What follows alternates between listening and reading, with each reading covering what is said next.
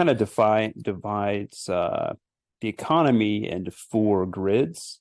And in these grids, we tend to see certain characteristics. Like, for example, this top grid up here, I call big risk on. Just for simplicity, is basically growth going higher and inflation's going lower. That's typically where you see like your late 2020, where your meme stocks and grow it at any expense. Just very small cap growth tends to do very very well there. Your riskier stocks, and then when you move into this grid where inflation accelerates and also growth is accelerating, we tend to see your high beta growth doesn't do as well. It's more of a stock picker situation in that market. But big cap tech does do well. And then when you get into these kind of risk off grids down here, this is where tech, high growth, and a lot of stocks just tend to not do well when inflation's going up and growth is going down. And you really see the big problems when inflation's going down and growth is going down.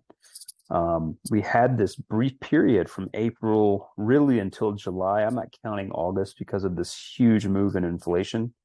That really was one of the narratives behind the drop in July.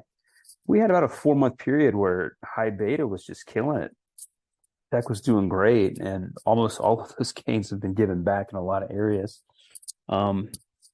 However, hopefully, a lot of people in these webinars were heeding our warnings that inflation is not over. It bottomed well above the Fed's 2% target, as we were talking about.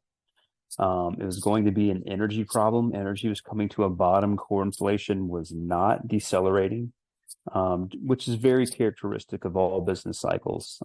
Typically, in all business cycles, unemployment is the last shoe to drop, and then inflation finally drops usually about 6 months to a year after the recession. So you really need a recession where to get inflation back in line. And so we just got the next reading, and inflation has reaccelerated and pushed us back into this grid, but growth is hanging in there.